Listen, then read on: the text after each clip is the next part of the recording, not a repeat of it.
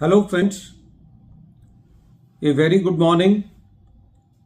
Today I have come up with a very important issue on section 36 subsection 1 clause 5a, which specifically talks about that if the ESI and PF share relating to the employee has not been deposited by the employer within the due dates mentioned in those specific acts, that is not allowable as an expenditure, and if once delay is there even for a single day, then the assessee loses the right to claim that expenditure for forever.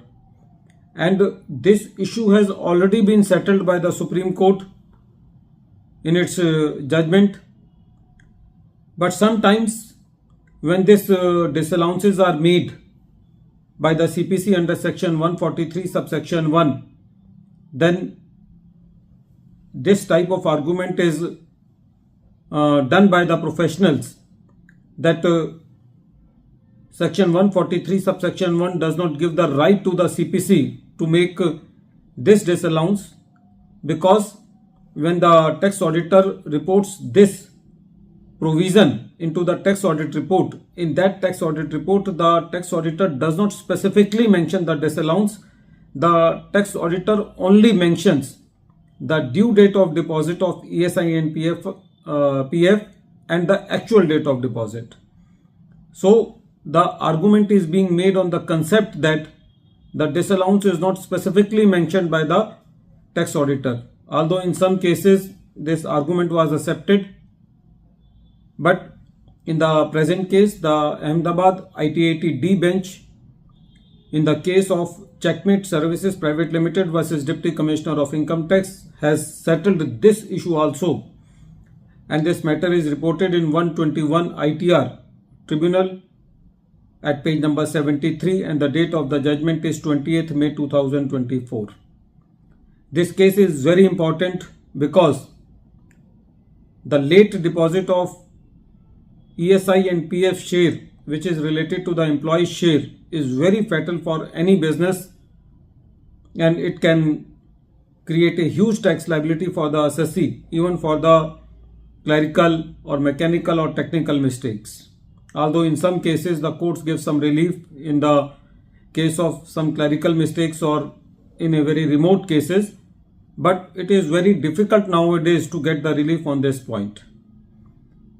In the present case, the assessment year was related to the assessment year 18-19, and from the tax audit report it was very apparent that there were some delays in depositing the share of ES and PF according to the tax audit report. The tax auditor has mentioned the due date of deposit and the actual date of deposit. The CPC, by correlating that information, made the disallowance.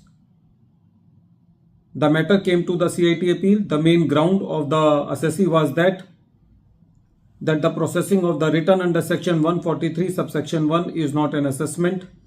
The scope in the adjustment is very limited, but the CIT appeal also gave decision in favor of the revenue that whatever the disallowances under section 143 subsection 1 has been done in respect of late deposit of ESI and PF are justified. When this matter came to the tribunal, the assessee very vehemently argued that the CPC cannot make this disallowance because the auditor has not specifically mentioned the disallowance, but he has only mentioned the due date of deposit of ESI and PF and the actual date, but the actual amount of disallowance has not been mentioned. When this matter was heard by Honorable Tribunal, the Tribunal was of the considered opinion that section 36 subsection 1 clause 5a did not require the auditor to make a specific observation of admissibility and inadmissibility of the expenditure in the tax audit report. The tribunal said that there is no specific requirement, even under section 143 subsection 1, that the auditor has to make a specific observation regarding admissibility or inadmissibility with regard to any expenditure. What is required is that the disallowance should be very apparent from the tax audit report. So if the auditor has mentioned the due date of deposit and the actual date of deposit, that will tantamount to showing the disallowance in the tax audit report, and the CPC is justified in making the disallowance. So friends, as far as late deposit of ESI and PF is concerned, so getting any relief on this point seems to be very difficult and impractical nowadays. At the end of this video, once again I am repeating the name of the case.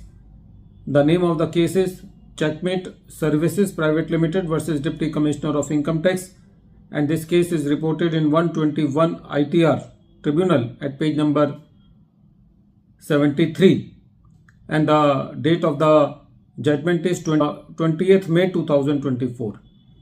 Thank you friends.